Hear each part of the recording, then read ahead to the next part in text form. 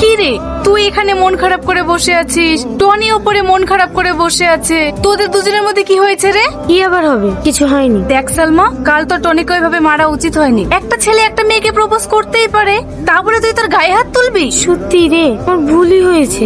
আমার সামনে বলে কোনো লাভ নেই। যার গায়ে হাত তুলেছিস তার সাথে ক্ষমা চেয়ে নিস। আচ্ছা ঠিক আছে, বলছি কাল যে আমি তোমার গায়ে হাত তুলেছি ওটা আমার উচিত হয়নি, তুমি আমাকে ক্ষমা করে দিও। ঠিক আছে, আমি তোমাকে ক্ষমা করে দিয়েছি। তাহলে এবার থেকে তুমি আমাকে ভালোবাসবে তো? না দেখো টনি, আমি তোমার কাছে অন্যায় করেছি, তাই তোমার কাছে ক্ষমা চাইতে এসেছি, তোমাকে প্রেমের প্রস্তাব দিতে আসিনি।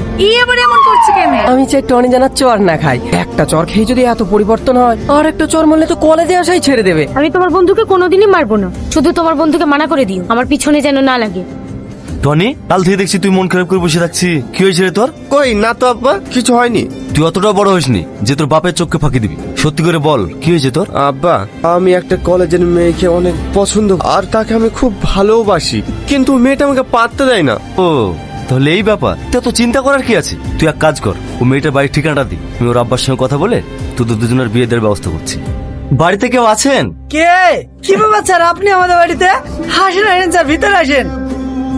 যেটা বলার জন্য এসেছি, সালমা কি তোমার মেয়ে? হ্যাঁ স্যার, সালমা আমারই মেয়ে। কিছু হয়েছে নাকি? আরে না না, তেমন কিছু না। আসলে আমার ছেলে আপনার মেয়েকে খুব ভালোবাসে, তাই বিয়ের প্রস্তাব নিয়ে এসেছি। যদি আপনাদের কোনো আপত্তি না থাকে। আপত্তি কেন থাকবে?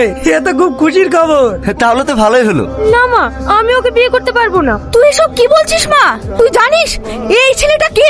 আমার অত কিছু জানার দরকার নেই, আমি ওকে বিয়ে করবো না। তুই আর জেদ করিস না মা, আজ নাই হোক কাল পরের বাড়ি যেতেই হবে। কিন্তু এত ভালো সম্বন্ধ আমরা আর কোনোদিনও পাবো না। তুই আর অমত করিস না মা। তুমি আমাকে ভুল বুঝছো, আমি কাউকে বিয়ে করতে চাই না, আমি সারা জীবন এভাবেই থাকতে চাই। থাক, আপনার ওকে জোর করেন না। সালমা, তোমাকে একটা কথা জিজ্ঞেস করবো? আমি তোমার কাছে কি এমন অন্যায় করেছিলাম যে আমার আব্বাকে এমন ভাবে অপমান হতে হলো? তুমি কেন বিয়ে করতে চাও না? বিশ্বাস করো, আমি তোমার আব্বাকে অপমান করতে চাইনি। কি অনেক কাহিনী। আজ থেকে 3 বছর আগে সেই দিনটা ছিল 14ই ফেব্রুয়ারি। আমি একজনকে ভালোবাসতাম। I love you Salma. তোমার আসতে এত দেরি হলো কেন?